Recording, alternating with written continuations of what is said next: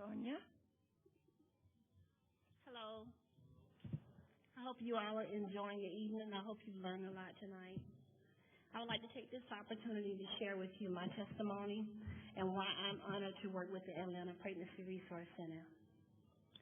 At the age of 14, I found myself pregnant with my 14-year-old boyfriend's baby. I was terrified and pretty sure my mom was going to kill me, but I went to her anyway. She gave me two options. The first was to have the baby, but I would have to do it by myself, and that was pretty scary. The second was to have an abortion. Wow. I didn't know that was an option. I mean, I knew I wanted to go to college, and I knew I didn't want to be tied down with a baby, but I didn't know I had the option of not having a baby. And since it was coming from my mom, I took that option. My mom quickly made an appointment for me at a local abortion clinic. When we got there, I was given counseling, and the lady who sat down with me told me that the procedure would be safe, fast, and 2 hours later I would be at home in my own bed. She never gave me any other options, but she did ask me if I had any questions. And at that time, I began to cry. And I told her I didn't want to kill my baby. She looked me dead in the eye and she said, "It's not a baby. It's just a blob of tissue." Imagine that, a blob of tissue. She also added that under my circumstances, it was the best option for me and that my life would go back to normal. Well, since it was confirmed that it wasn't a baby, I signed the consent form and I aborted my baby. Today, I can tell you that if my mom had called a place like the Atlanta Pregnancy Resource Center instead of an abortion clinic, it would have been a different outcome. We would have been given counseling. We would have been told about other options, such as adoption. We would have been told about services for young girls who want to keep their babies. And most importantly, we would have been told about the love of Jesus Christ and how he had a plan for me and my baby's life. You know, it's been 27 years, and I often think about that baby that I aborted. I assumed that it was a girl.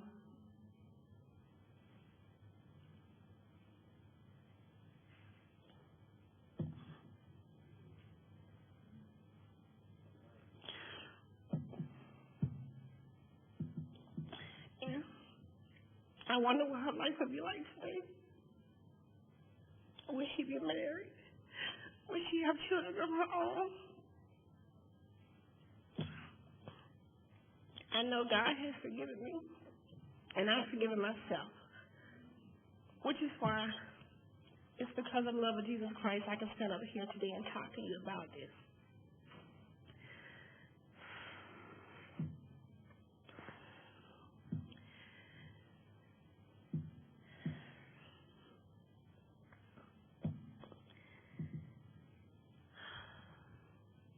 So one of the reasons why I am excited about working with the Atlanta Pregnancy Resource Center is because now I can be a part of those women that come through that door who are also abortion-minded. And I know that they will be given counseling and that they will be told if they're pregnant, it will be confirmed as a baby. And they will be given all the options available to them so that they can make the best choice for themselves in their baby's lives. So I'm ecstatic about working with the Atlanta Pregnancy Resource Center, and I hope that you will get involved too. Thank you.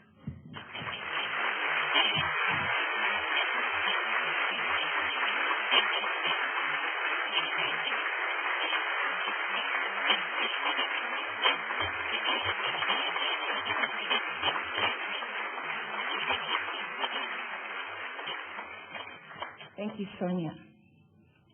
I'm looking for one.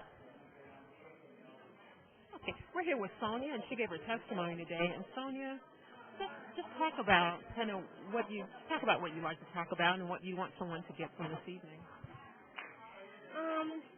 Well, it was I definitely didn't expect to cry, but God had His way. About 7 years ago, I was talking with a friend of mine, and we both realized that we were trying to open up group homes for young girls, and we both realized that the reason why we were doing that was because we both had had an abortion. And so it was heavy on our heart to help those young girls in those same situations. And after I cried with my friends for hours, that was the first time that I actually had said anything to anybody. And so when my friend left, I heard God tell me that that secret that you have, I'm going to use it. I'm going to use it to glorify me. And then the next couple of years, it just kind of unwound where I always have a birthday party with about 50 guests every year. And all my ladies friends, so the next couple of years I kind of put the question in the bag and I pulled it out and we discussed it. And so it's my first time coming out with all my friends saying, oh, you know, by the way, I had an abortion and this is how it affected me. And then I felt relieved, okay, I did more people. And so now God has just used it. At First Baptist Atlanta, I found out about Atlanta Pregnancy Resource Center, and I started volunteering there and started getting educated on it.